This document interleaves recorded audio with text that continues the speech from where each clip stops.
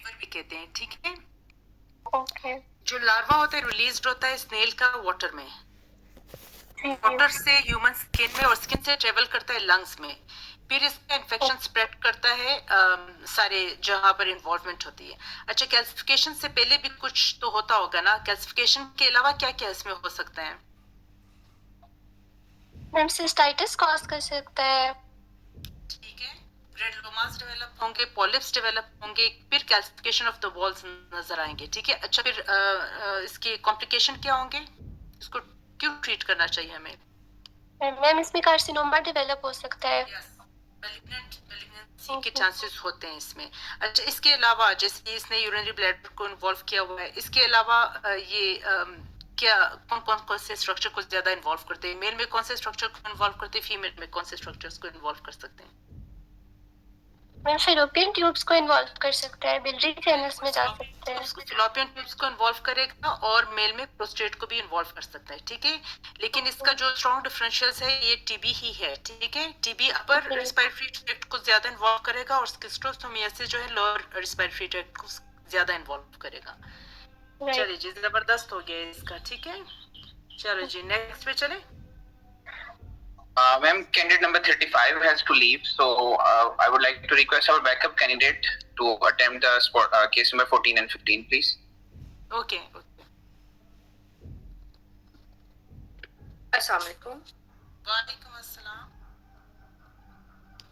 जी बेटा। I am provided with, yes sir, Miss Ma'am. I am provided with CT. I am provided with the cystogram and with the ultrasound image, in which I can appreciate contrast is seen opacifying the anterior posterior urethra and also the urinary bladder. Urinary bladder appears to be distended and elongated. There is distension of the posterior urethra, forming the keyhole sign. In lateral, in oblique view, I can appreciate there is reflex of contrast through the right ureter and into the pelvis. However, there is no reflux is appreciated on the left side, but there is faint opacification is appreciated in the left kidney as well. In ultrasound image, I can appreciate that the bladder, urinary bladder is thick-walled, and also there is dilatation of the posterior urethra, which is forming the keyhole sign. So my differential would be posterior urethral valves, which leads to the dilatation of the bladder, and also it is leading into the reflex of contrast into the kidneys, right kidney. Very good. Differentials? Differentials would include neurogenic bladder, but it is less likely as in neurogenic bladder, it appears to be trabeculated as well. And for its further evaluation, we have to see the spine. Other differential would include yes, ठीक है। अच्छा, associations बता दो बेटा।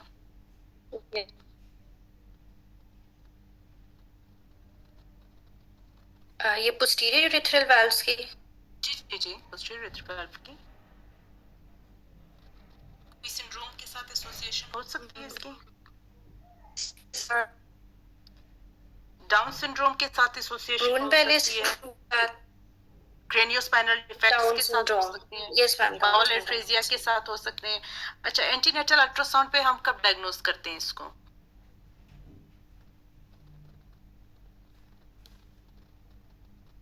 इन antenatal scan हम इसको diagnose सकते हैं अमूमन जब सीवियर केसेस होते हैं ना, तब हमें एंटीनेटली डायग्नोज होती है, वो भी 26 वीक्स के बाद। अमूमन लेस सीवियर केसेस तो एंटीनेटली डायग्नोज होते ही नहीं है, ठीक है। उसमें फिर यही होगा कि ओवर स्टैंडर्ड यूरिनरी ब्लैडर होगा। हेलो, यस मैम, आप सुन सकते हो बेटा? Hello, yes, ma'am. ब्लैडर होगा विद हाइड्रोनेफ्रोसिस एंड हाइड्रोयूरेटर, ठीक है, विद ओलिगोहाइड्रोमनियाज होगा साथ में, और ये की होल साइन वगैरह हमें नजर आ Yes, जाएंगे। अच्छा जी, कॉम्प्लिकेशंस क्या हो सकती है इसकी? इसके कॉम्प्लिकेशंस में हाइड्रोनेफ्रोसिस, ये कंसिस्टेंटली बैक प्रेशर रेज करेगा, हाइड्रोनेफ्रोसिस होगी, रीनल फंक्शन इम्पेयर्ड हो सकता है अगर इसको टाइम पे ट्रीट ना किया जाए। और मेन तो इसका यही एक ब्लैडर रप्चर हो सकता है? यस मैम, ब्लैडर रप्चर भी हो सकता है। रप्चर ऑफ द कैलिसिस हो सकते हैं अगर बहुत ज्यादा डायलिटेशन हो गई है, ब्लैडर इंट्रापेरिटोनियल ब्लैडर रप्चर हो सकता है, ठीक है। बेस्ट मोडालिटी ये Yes. होगी हमारी एमसीयूजी होगी, ठीक है, जिसमें हमें एलोंगेटेड या elongation and dilatation of the posterior urethra नजर आएगा, और over distended ma'am. Urinary bladder होगा, reflux of the contrast into the pelvicalyceal system भी आ सकता है, जैसे इस केस में है यूरिनरी ब्लैडर जो है ना, अगर बहुत ज्यादा ये क्रॉनिक केसेस है तो इसमें ट्रिपेक्लेटेड भी नजर आ सकता है, जैसे इसमें भी थोड़ा थोड़ा है, ठीक है। अच्छा जी, Yes, ma'am. अब ट्रीटमेंट क्या होगी इसकी? इसके एक तो पोस्टीरियर कर सकते हैं, प्लस इसको टेम्परेरी रिलीफ देने के लिए हम लोग सुप्राप्यूबिक कैथेटर भी इंसर्ट कर सकते हैं। Transurethral ablation of the valve होगी, ठीक है। इसके 3 टाइप्स होते हैं, लेकिन the type 1 is Yes, most ma'am. Common type, ठीक है। Most common type posterior urethral valve की यही हो गई, टाइप 1, ठीक है। चलो जी, वेरी गुड, आपने अच्छा Yes, ma'am. बताया। नेक्स्ट केस पे चलें। Yes, ma'am. I'm provided with CT abdomen frontal projection. Patient came with patient is diabetic patient with fever and flank pain. I can appreciate motor lucencies in right hemi-abdomen, in the renal area, and it is seen extending into the right pelvic region. I can also appreciate the lucent areas in left abdomen as well. Intrauterine contraceptive device is seen in the right hemipelvis. Streak of lucencies also appreciate along the psoas muscle on the left side. I visualized bones appear unremarkable. I cannot appreciate any soft tissue thickening in these. So my differential would include emphysematous pyelonephritis bilaterally. As there is streaking lucencies are appreciated along the psoas muscles. There is also pneumoretroperitoneum as well. I can further correlate with, my findings with the CT with contrast, and as my suspicion is acute emphysematous pyelonephritis bilaterally.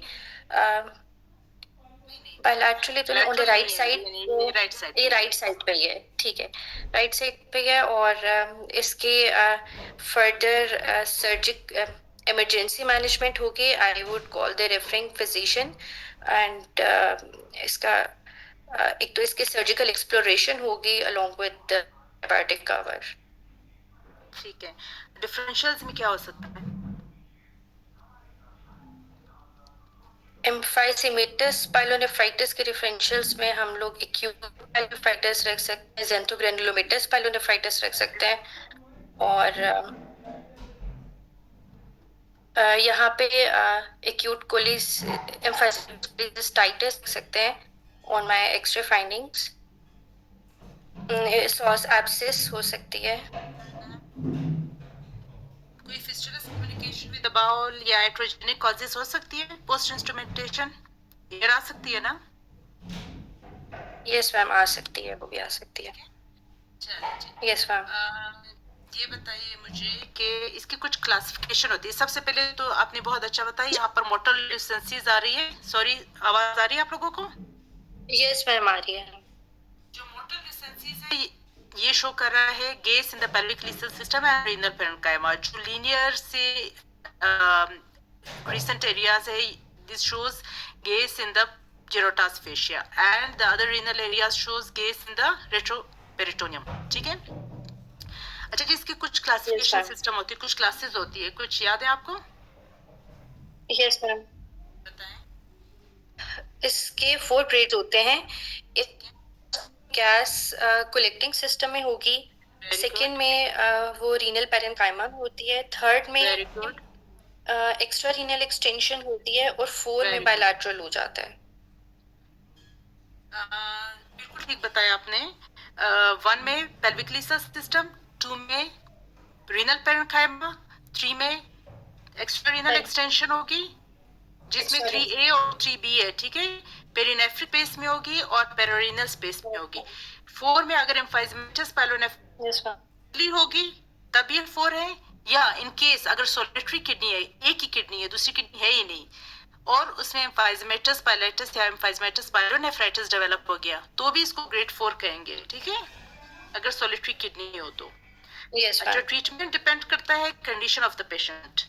Ivy antibiotic से लेकर अगर खुदा न खासा कोई बहुत बड़े collections develop हो गए साथ में, तो हम कैथेटर ड्रेनेज भी कर सकते हैं for collection, and severe cases में हम करेंगे इसकी नेफ्रेक्टमी. अच्छा जी, वैसे पेशेंट आता है हमारे पास हाइपरग्लाइसीमिया के साथ, ल्यूकोसाइटोसिस के साथ एंड थ्रोम्बोसाइटोपिनिया के साथ. लेकिन अगर थ्रोम्बोसाइटोपिनिया पेशेंट में डेवलप हो गया तो उसकी प्रोग्नोसिस बहुत पुअर होती है, ठीक है, क्लिनिकली. Yes, अगर ma'am. थ्रोम्बोसाइटोपिनिया डेवलप हो गया पेशेंट में तो पुअर प्रोग्नोसिस है इसकी. चले जी, वेरी गुड. नेक्स्ट पे चले. आपके केसेस खत्म Yes, हो गए ma'am. थे. Yes, ma'am. Now, I would like to request candidate number 36 to please unmute your mic. अस्सलाम वालेकुम. वालेकुम अस्सलाम. चले जी, आपको केसेस दिखाएं. जी जी.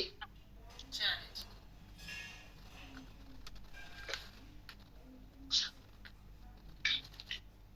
Okay, so I am provided with spot film of IV urogram, and I can appreciate contrast outlining the left pelvic ileal system. The left ureter is tortuous and mildly dilated. The contrast is seen opacifying the urinary bladder, which is showing irregular trabeculated walls. There seems to be a narrowing of the left distal ureter, so I'm suspecting there could be left distal ureteric stricture. Procedure क्या बताया बेटा? Spot film IV urogram. Yes. And due to the जी. जब भी contrast कहीं पे ज्यादा हो तो उधर ही से कंट्रास्ट दिया जाता है. गौर करें इस पे. आपको नीचे कंट्रास्ट ज्यादा नजर आ रहा है, ऊपर? More in the urinary bladder. तो फिर कंट्रास्ट किधर से दिया गया है? So most likely from the urethra, it's retrograde study, retrograde cystourethrogram. ठीक है, कंट्रास्ट हमने दे दिया है. अभी हम ब्लैडर को स्टडी करें तो इसका मतलब है कि तो ये MCUG हो गया ना, मिक्चुरेटिंग सिस्टोयूरेथ्रोग्राम है ये. Yes. ठीक है, अभी बताओ. Okay, so now I'm looking at spot film of maturing cystourethrogram. I can see the contrast in the bladder as well as in the left ureter reaching up to the renal pelvic ileal system as well. The dilated ureter is tortuous as well. So I am suspecting, so my diagnosis would be mosaic ureteric reflux, grade 4 or 5 on the left side. Okay. And yes, that will be my diagnosis. तो bladder सही है? Bladder के controls देखिए. Bladder बिल्कुल Yes, सही है. no, it is not. There is irregular wall thickening and trabeculations of the bladder wall, and it's slightly distorted. The bladder shape, this could be due to some infection cystitis. अच्छा बेटा, मैं आपको एक बात बता दूं आप सबको. जब भी कभी आपको बहुत ज्यादा हिंट्स दिए जाते हैं एग्जाम में तो उतने आपके नंबर कम होते जाते हैं, ये याद रखें. आपको जितने जितने हिंट्स मिल रहे हैं ना, उतने उतने आप ये सोचिए कि आपके नंबर कम होते जा रहे हैं, ठीक है. पहले आपने बताया कि स्टडी क्या है, स्टडी गलत थी, ठीक है, फिर आपको मुझे बार बार उसकी तरफ ले जाना पड़ रहा है, ठीक है. तो इसका मतलब ये है कि आप इस चीज को याद रखें कि अगर आपको बहुत ज्यादा हिंट्स दिए जा रहे हैं तो आपके नंबर कम होते जाएंगे, ठीक है. तो वैसे आपने सही बताया बाद में कि ये एक न्यूरोजेनिक ब्लैडर है, ओवर डिस्टेंडेड है, इरेगुलर है, ट्यूबरकुलेटेड मार्जिन है, छोटे छोटे से डायवर्टिकली नजर आ रही है और रिफ्लक्स ऑफ द कंट्रास्ट हो रहा है, ठीक है। लेकिन थोड़ी सी ग्रेडिंग में आपने गड़बड़ की है।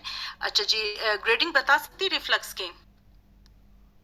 Grade 1 में there is the reflux of contrast in non-dilated ureter. Grade 2 में there is reflux of नहीं contrast नहीं नहीं, into रुके the बेटा रुके, यहाँ ग्रेड 1 ही आप गलत बता रही हैं।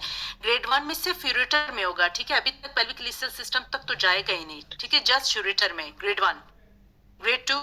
yes that grade 2 the contrast will reach up to the renal pelvic ileal system. Yes yes yes. Grade 3? Grade 3 में there will be mild dilatation of the pelvic ileal system and the Pelvic ureter. ileal Grade system. 4, yes, and in grade 4 the ureter will be further dilated and there will be mild tortuosity Moderate, of the ureter moderate, and the yes, moderate dilatation of the pelvic lical tortuosity. system. Grade 5 में severe dilatation होगी, तो मेरे ख्याल में ये कोई इतना ज्यादा डायलेटेड नहीं है, हम इसको ग्रेड 3 या 4 में डाल सकते हैं, ठीक है। माइल्ड टू मॉडरेट डायलिटेशन है, तो न्यूरोजेनिक ब्लैडर है with grade 3 to 4 reflux on left side. तो अच्छा जी, न्यूरोजेनिक ब्लैडर के टाइप्स बता सकती है, कौन कौन से टाइप्स होते हैं?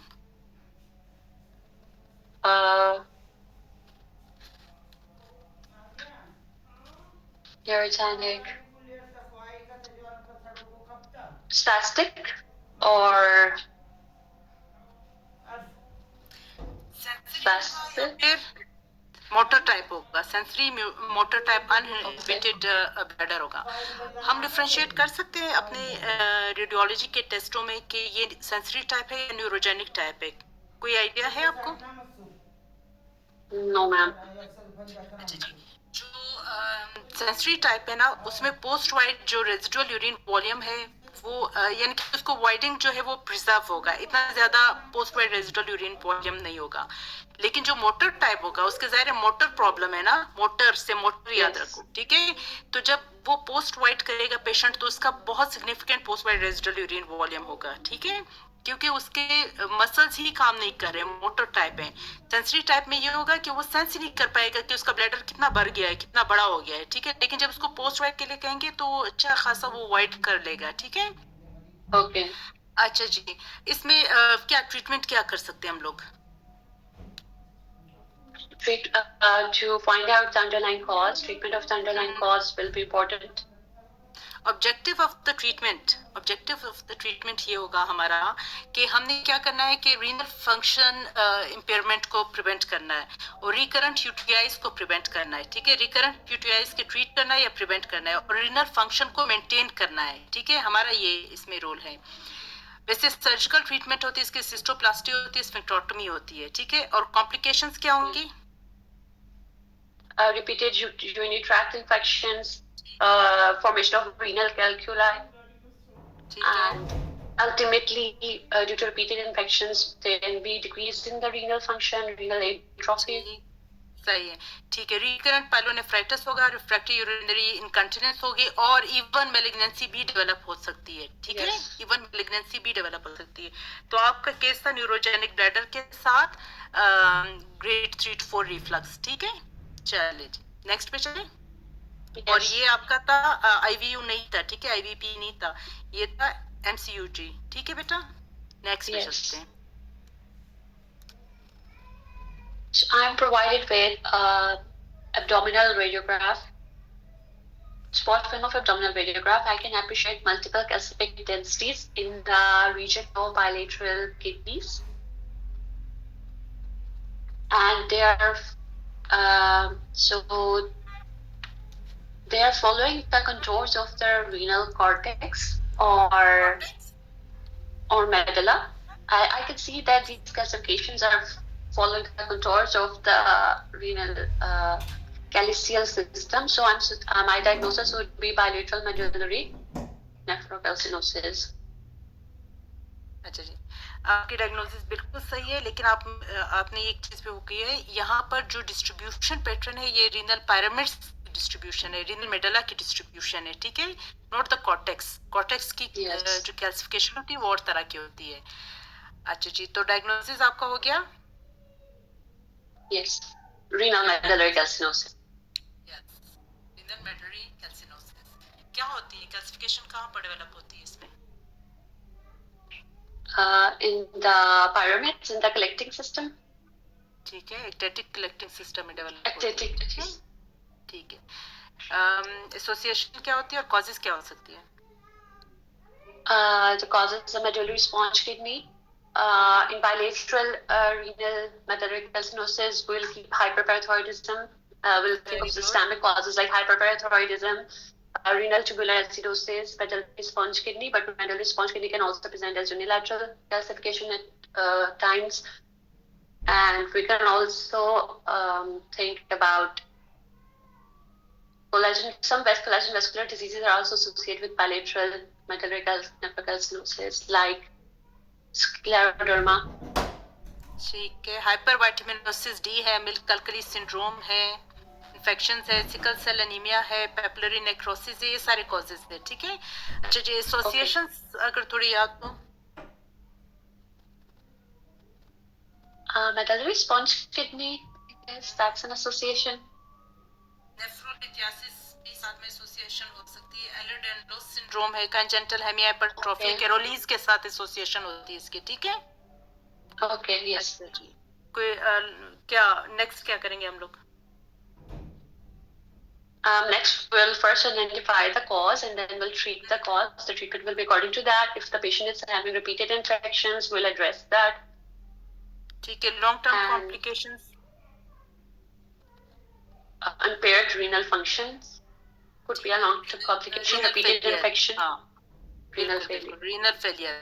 Long-term complications में इसका renal failure. अच्छा, ये मुझे बताएं कि medullary calcification ज़्यादा common होती है cortical? Medullary. Medullary calcification या medullary nephrocalcinosis जो है ना वो 20 times more common होती है than cortical. चलो जी, very good. आपने बहुत अच्छा बताया. Next पे चलते हैं. Thank you. So I am provided with CT, axial non-contrast images of the upper abdomen of a patient who presented with a complaint of fever and hematuria. I can appreciate intense calcifications involving the left kidney, which is smaller in size, with an associated soft tissue mass, possibly arising from the lower pole of the left kidney. But I like to confirm this on coronal images as well, if provided. And the right kidney appears to be unremarkable on these unenhanced images. There are some calcific foci in the spleen as well. And also I can appreciate a hyperdensity in the liver parenchyma as well, a linear hyperdensity, which could also represent a calcific focus. I can appreciate calcifications of the wall of the aorta as well. So, depending upon the appearance of the kidney, my diagnosis will be of putric kidney, which could be secondary to tuberculosis. Zabardast. And the calcifications in the spleen and liver could be calcified granulomas. Very good. So, what's your differential diagnosis? Differential diagnosis could be any other causes of renal calcifications, like chronic glomerulonephritis could cause cortical calcifications, and Alport syndrome can cause cortical calcifications as well. Hyperparathyroidism, but that's most medullary nephrocalcinosis. Schistosomiasis is also known to cause calcifications of the excretory system, but that's more in the urinary bladder. It starts in the urinary bladder and then it ascends up. Very good. Xanthogranulomatous भी आ tuberculosis. सकता है ना? Yes. Xanthogranulomatous भी आ सकता है. इस तरह की गंदी सी calcification, it's very गंदी calcification. ठीक है? अच्छा जी, next क्या कराओगे बेटा? Next, I'll also like to get a chest radiograph to rule out any presence of pulmonary tuberculosis, and I can get urine cultures, but usually TB causes sterile pyuria. We can urine cultures कैसे करोगे? Ideally कैसे किया जाता है urine cultures? G-Nex. We use that for sputum. I'm not sure for what kind of cultures we get for acid fast bacilli. Multiple first morning void urine samples लेंगे, multiple लेंगे, ठीक है, फर्स्ट मॉर्निंग वॉइड, उसकी culture करेंगे। इसके अलावा हम image guided, even अगर बहुत कंफ्यूजिंग सिचुएशन हो तो हम इमेज गाइडेड बायोप्सी वगैरह भी कर सकते हैं, ठीक है। अच्छा जी, ये तो एक एंड स्टेज हो गया, ठीक है। Early stages Yes. कैसे होंगी ये ट्यूबरक्लोसिस, रीनल ट्यूबरक्लोसिस की क्या हमें नजर आएगा अर्ली स्टेजेस में? ये तो एंड स्टेज हो गया ना, अभी इतना कैल्सिफाइड हो गया है, ऑटोनेफ्रेक्टमी हो गई है, श्रंकन हो गया, ये एंड स्टेज डिजीज है। अर्ली डिजीज अगर इसमें हमें डायग्नोज करने को मिले तो क्या नजर आएगा हमें? We can see a unilateral enlarged kidney with heterogeneous enhancement and adjacent perinephric fat stranding, infundibular stenosis, and obstruction of the pelvic lisal system. We can see, and there is also papillary necrosis. TB can lead to papillary necrosis, Very good. infundibular stenosis. जबरदस्त structures develop होंगे, papillary necrosis develop होंगे, pyelonephritis, even initially pyelonephritis की तरह भी नजर आ सकता है, mural thickening नजर आ जाएगी, म्यूरल कैल्सिफिकेशन, म्यूरल एनहांसमेंट नजर आएगी हमें, और इसके अलावा कैल्सिफिकेशन तो एंड स्टेज हो जाएगा, ठीक है। अच्छा जी, ट्रीटमेंट क्या होगी? Treatment is with antituberculous drugs. ठीक, आपने बहुत अच्छा बताया। नेक्स्ट केस में जाए। Yes.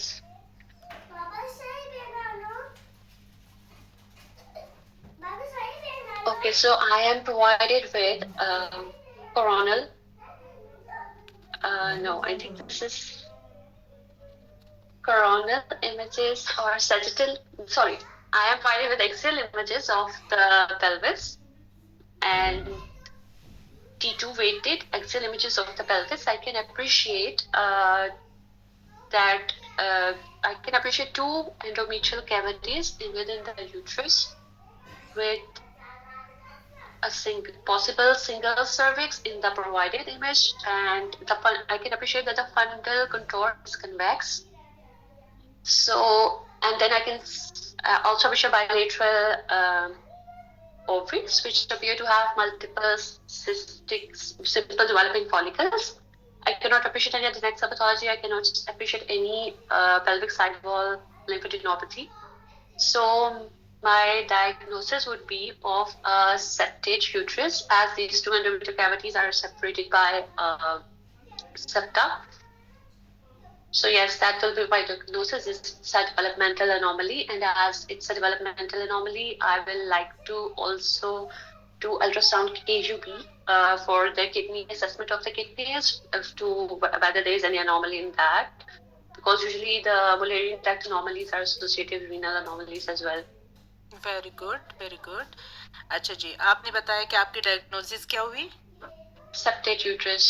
Differentials? Differential would be a bicornuate uterus, but as the fundal contour is convex, I cannot see any fundal cleft. So this is more likely a septate uterus. Arcuate uterus is okay. Yeah. What is the differentiating points between bicornuate and septate? कोई differentiating points तो होंगे? Yes, in bicornuate पहले तो आपने uterus, बताया, बिल्कुल सही बताया कि ये जो है फंडल कॉन्टोर्स इसका फ्लैट है या रादर थोड़ा कॉन्वेक्स है, जबकि बाइकॉर्नुवेट में क्या होगा? concave होता है, there is a depression, and if the depression is more than 1 centimeter, then we say it's bicornuate. Very good. फंडल impression होगा बाइकॉर्नुवेट में जो कि 1 to 2 सेंटीमीटर तक डीप होगा, ये एक differentiating point है। दूसरा, widely spaced horns of both the endometrial cavities. Okay, angles between both the horns जो है अगर acute होगा यानी कि less than 75 degree होगा तो septate है, अगर obtuse होगा यानी कि wide angle होगा more than 105 तो bicornuate होगा, ठीक है। angles between the two uterine horns, ठीक है, acute तो septate, obtuse तो bicornuate। अच्छा जी, ये इसके types होते हैं septate uterus के? There is septate uterus and then there is arcuate uterus. Yes. The septum between the two uterine endometrial cavities could be of muscular septum or it could be a fibrous septum. And if could be yes, yes fibrous and muscular mixed, ठीक yes, है? तो इसमें तो fibrous है, लेकिन इसके types ये होते हैं, ये कंप्लीट भी होता है, इनकम्प्लीट भी होता है। अगर इसने सर्विक्स को इन्वॉल्व नहीं किया, सिर्फ यूट्राइन कैविटी को इन्वॉल्व किया, देन इट इज इनकम्प्लीट। अगर इसने सर्विक्स को इन्वॉल्व कर लिया तो ये कंप्लीट है, ठीक है? तो ये केस जो है ना कंप्लीट सेप्टेट यूट्रस, इसने सर्विक्स को भी इन्वॉल्व किया हुआ है, ठीक है? अच्छा, समटाइम्स इवन वजाइना तक चला जाता है ये सेप्टम, तो वो दो कंप्लीट यूट्राइन वो हो जाते हैं, अलग अलग हो जाते हैं बिल्कुल, ठीक है? तो ये कंप्लीट सेप्टेट यूट्रस है और सेप्टम इसका जस्ट फाइब्रस है क्योंकि ये ब्लैक नजर आ रहा है, ठीक है? और MR is the modality of choice. अच्छा जी, तो ट्रीटमेंट क्या होगी? septoplasty will do surgical excision of this septum to improve the chances of fertility. This is called metroplasty, ठीक है? Metroplasty.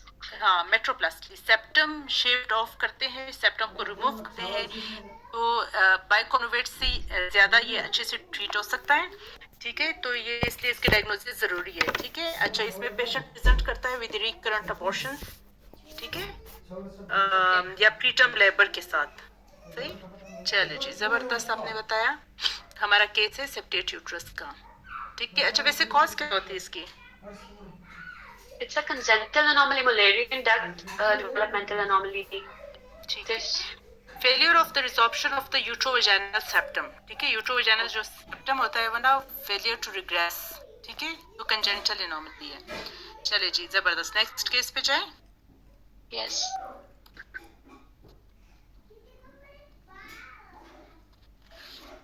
So I am presented with CT, contrast enhanced CT abdomen axial and coronal views.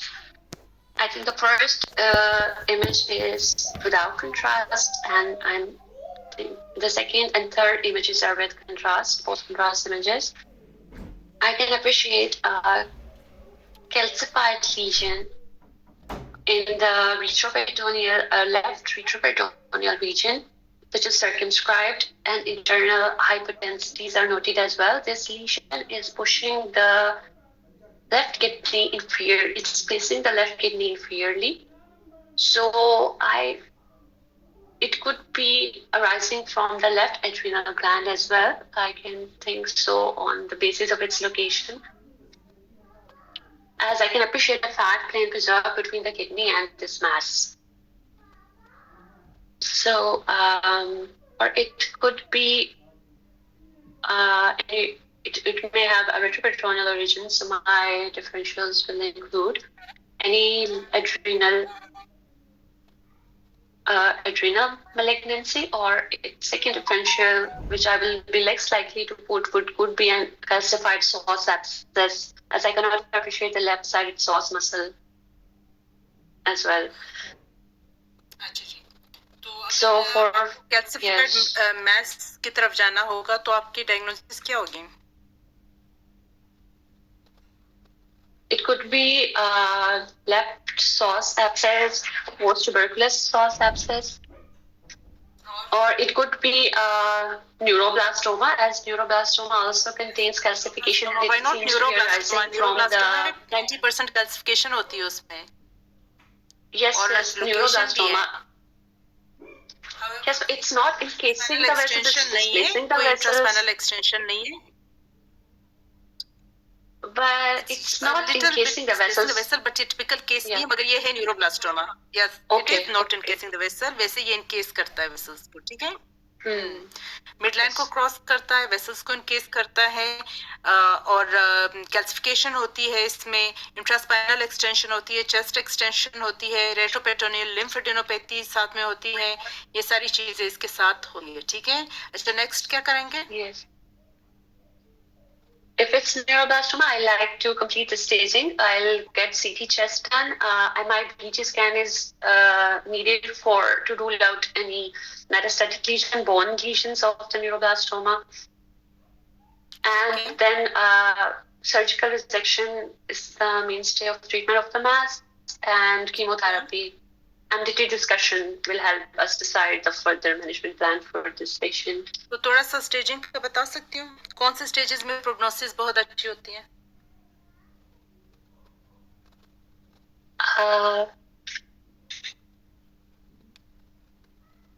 I'm not sure. I think that as it is not encasing any vessels and it's not invading the kidney as well, so Stage 1, it can 2 be such. and 4S. Very good prognosis. 1, 2 and 4S. ठीक है? तो stage 1 में क्या होता है? Encapsulated tumor confined to the organ, not invading any structures. Yes, tumor confined to the organ, जो resectable भी होता है. Stage 2. There is extracapsular extension. Extend करेगा beyond the organ of origin plus ipsilateral lymphadenopathy. मैंने आपको बताया था इसमें lymphadenopathy retroperitoneal बहुत common होती है. Then Wilms tumor. तो ipsilateral lymphadenopathy with beyond the organ of origin अगर ये extend कर गया तो ये stage 2 है. ठीक है, ये भी resectable होते हैं. अब tumor stage 3 में ये midline को cross करेगा और contralateral lymphadenopathy होगी stage 3 में. Okay. स्टेज 4 में जो है ना मेटास्टैटिक डिजीज हो जाएगा.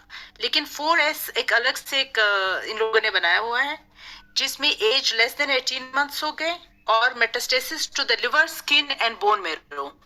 ठीक है, as less than 18 months, metastasis to the liver, skin and bone marrow. तो प्रोग्नोसिस के लिहाज से stage 1, 2 and 4S very good. Stage 3 और 4 जो है ना वो थोड़ा सा गड़बड़ है. ठीक है, तो इसको दोबारा आप मुझे बताएं. स्टेजेस आप बताएं. Stage 1, tumor is confined to the organ of origin. Stage 2, tumor is it has extended beyond the organ of origin and there is ipsilateral retroperitoneal lymphadenopathy. Stage 3, tumor crosses the midline with contralateral lymphadenopathy. Stage 4, there is metastatic disease. Stage 4S, the patient is less than 18 months old and there is metastasis to the liver, skin and bone marrow. Very good. ठीक है, अब हमें ये पता है कि 1, 2 और 4S की अच्छी प्रोग्नोसिस है. Yes. चलो जी. अच्छा, और इसमें हमें ये पता है कि जो न्यूरोब्लास्टोमा है उनकी मेट्स बोन्स में ज्यादा होते हैं, जो विम्स ट्यूमर है उसके मेट्स कहाँ होते हैं ज्यादा? Chest. या लंग्स में. ठीक है. Lungs. Yes. कोई सीरम मार्कर्स होते हैं इनके? कुछ आइडिया है?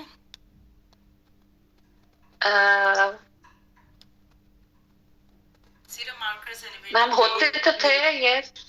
होते थे. I cannot recall. Yes, I think there was something I cannot recall. अच्छा, विनाइल मेंडेलिक एसिड, कुछ होमोविनाइलिक एसिड, कुछ इस तरह से याद है? Yes, yes. चलिए जी, जबरदस्त हो गया है. कुछ एसोसिएशंस भी होते हैं सिंड्रोम्स के साथ. आप इसको भी थोड़ा सा फिर याद कर लेना. ठीक है, मेरे ख्याल में आपने अच्छा बताया, बहुत अच्छा बताया, जबरदस्त हो गया. हमारे केसेस कंप्लीट हो गए. Thank you. ठीक है, चलो. Thank you so much, ma'am. Okay जी, थैंक यू जी. Thank you, ma'am. With your permission, I would like to open the floor for questions from the audience. If anyone in the audience has any question, kindly raise your hands. Okay. Anik Amar, please unmute yourself and ask your question. अस्सलाम वालेकुम ma'am. वालेकुम अस्सलाम. Ma'am वो जो आपने renal scan वाला दिखाया था वो काइंडली अगर आप दोबारा से बता दें. कौन सा वाला दिखाऊं? मैम वो जो आपने मैक 3 रीनोग्राम दिखाया था. हाँ, मैक 3 को आपको रटना होगा मेरी बहन, क्योंकि हम लोग उसको रेगुलरली नहीं करते हैं. ठीक है मैम, इसमें एक्चुअली पहले तो मुझे ये DTPA लग रहा था.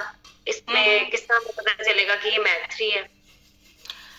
कहीं पर तो लिखा ही होगा कि मैक 3 है, मगर ये मैक 3 है. मैंने सेलेक्ट मैक 3 वाला किया है. ठीक है. और इसमें मैम जो राइट साइड पे अपटेक आ रहा है उसमें PUJ ऑब्स्ट्रक्शन है. सॉरी, लेफ्ट किडनी में. जी तो जी, राइट साइड जहाँ अपटेक जहाँ नहीं आ पर रहा.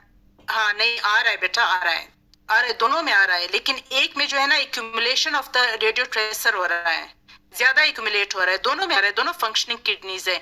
आप इसका रीनोग्राम कर्व भी तो देखें ना साथ में. आप तो दोनों में रहा है, लेकिन जिसमें परसिस्टेंट एक्यूमुलेशन हो रही है दैट इज PUJ ऑब्स्ट्रक्शन. वो कुछ ज्यादा है, आपको नहीं एक्यूमुलेट होता हुआ नजर आ रहा है? अगर हमने 30 मिनट्स इसका एक्विजिशन टाइम लिया, आफ्टर 30 मिनट्स भी इसका रेडियो ट्रेसर इसका वॉश आउट नहीं हुआ, तो इसका मतलब है कि देयर इज प्रॉब्लम ना। ठीक है मैम, थैंक यू। और मैम एक और जो लास्ट कैंडिडेट नंबर 4 में आपने MCUG का दिखाया था जिसमें रिफ्लक्स था, वो वाला इमेज अगर आप कौन सा केस था बच्चे, मुझे केस नंबर याद नहीं है। इस नंबर तो मैम कैंडिडेट 4 में जी मैम, अब ये भी और एक और भी, हाँ जी ये वाला था। इसमें मैम स्टडी को हम सिस्टोग्राफी कह सकते हैं? क्या कह सकते हैं? बिल्कुल बिल्कुल सिस्टोग्राम कह सकते हैं जी, सिस्टोग्राम कह सकते हैं। वो रिफ्लक्स की वजह से हाँ, बेसिकली ये MCUG है, लेकिन इसको सिस्टोग्राम कह सकते हैं। सिस्टोग्राम हम लोग इसलिए कहेंगे, वैसे आपके आइडिया के लिए मैं एक चीज आपको बताती हूँ। वैसे पता नहीं चलता ना, जब आप एग्जाम में होते हैं आप इतने कंफ्यूज होते हैं, आप परेशान हो रहे थे कि मैं इसको IVP कहूँ या फिर मैं इसको सिस्टोग्राम या MCUG कहूँ। तो जहां पर आपको कंट्रास्ट ज्यादा नजर आ रहा है, ठीक है, जी जी, जैसे इस केस में आप इधर तो है ही नहीं ना, यहाँ पर आपको कंट्रास्ट ज्यादा नजर आ रहा है, तो इसका मतलब है कि कंट्रास्ट नीचे से ऊपर की तरफ जा रहा है, ऊपर से नीचे की तरफ नहीं आ रहा है, तो ये IVU नहीं है, सॉरी, ठीक है। ये आपको थोड़ा सा रफ सा आइडिया दे रही हूँ, तो आपने उस चीज को बेस बना के ना वो अपनी स्टडी को उसी तरफ फोकस करना है। और जब भी कोई एग्जामिनर आपको दिखाए कि कोई चीज, तो जो सेंटर में चीज होती है ना, असल में वो उसी चीज को फोकस करना चाह रहा होता है, ठीक है। तो आप देखिए, जो ज्यादा सेंटर में होगा वही पैथोलॉजी होगी, याद रखिए इस चीज को।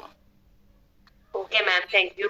और इस केस में आप IVU कभी भी नहीं कहेंगे, ठीक है मैम, थैंक यू। ठीक है। आपको कंट्रास्ट यहाँ पर ज्यादा नजर आ रहा है, तो इसका मतलब है कंट्रास्ट इधर से ही दिया गया है। अच्छा, थैंक यू। और दूसरे ये मैं आप लोगों को बता दूं, क्वेश्चन किन के साथ ज्यादा होते हैं, या तो अगर कोई स्टूडेंट बहुत अच्छा बता रहा हो, बहुत अच्छा जा रहा हो, और एग्जामिनर का दिल चाह रहा है कि उसको मजीद अच्छे से अच्छे नंबर दे, तो उसे 1-2 क्वेश्चन करेगा। या अगर कोई स्टूडेंट बिल्कुल ट्रैक से उतर रहा हो, किसी और जगह जा रहा हो, तो फिर उस स्टूडेंट को ट्रैक पे लाने के लिए उससे कुछ क्वेश्चंस होते हैं ताकि वो दोबारा आ जाए, अपने केस की तरफ आ जाए, ओरिजिनल केस की तरफ आ जाए, ठीक है। आपने एग्जामिनर के क्वेश्चंस को गौर से सुनना है कि वो आपको कोई क्लू तो नहीं दे रहा है, क्योंकि कोई भी एग्जामिनर आपको फेल नहीं करना चाहता है, वो आपको पास करना चाहता है, तो आपने क्वेश्चंस को बहुत गौर से सुनना है, ठीक है। चलिए जी, कोई और question? Anyone else? Please raise your hand. I think, ma'am, we have no more questions. Okay, ma'am, we have one question. जी जी, Prem Mughal, please unmute yourself and ask your question. Assalamualaikum, ma'am. वालेकुम अस्सलाम। Ma'am, I just need to ask the diagnosis of case 15. 15? Yeah, that's spot number 15. यार मुझे याद थोड़ी होगा, एक मिनट। जी मैम, ये ऊपर लिखा है ना, ये दिस वन।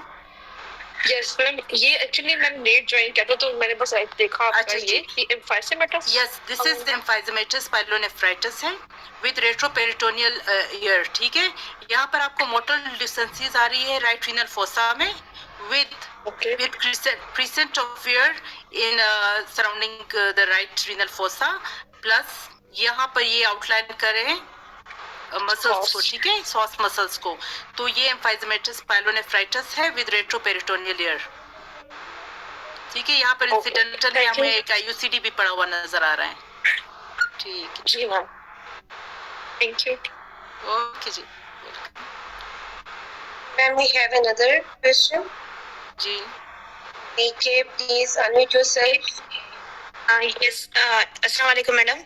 वालेकुम हेलो अस्सलाम। मैम, मुझे एक बात क्लियर, ओके, ये बात पूछनी थी कि आपने सिस्टो यूरेथ्रोग्राम जो बताया था उसमें सर्जिकल मैनेजमेंट आपने क्या बताई थी, वो समझ में नहीं आई। सिस्टो यूरेथ्रोग्राम बच्चा का जाता न्यूरोजेनिक ब्लैडर में, हाँ, न्यूरोजेनिक ब्लैडर में सिस्टोप्लास्टी भी हो सकती है, और यूरेथ्रा की डायलेटेशन होती है।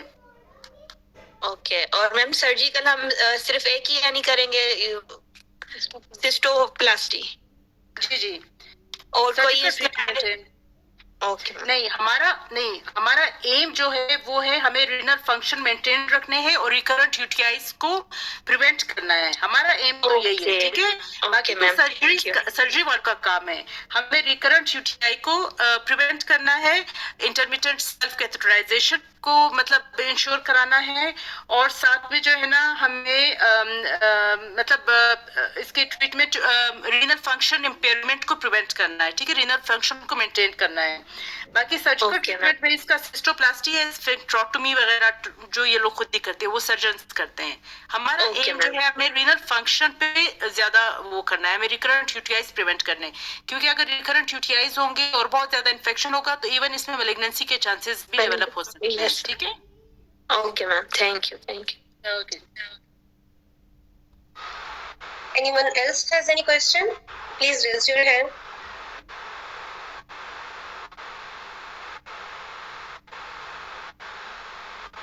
I don't think, ma'am, they have any more question. Okay, ठीक है ma'am, thank you so much ma'am for such unique cases and your valuable time. अल्लाह खैर, जज़ाक Thank अल्लाह you so खैर। much ma'am. ओके जी, थैंक यू जी, क्या अल्लाह हाफिज। We will meet at 7 p.m. inshallah in the evening.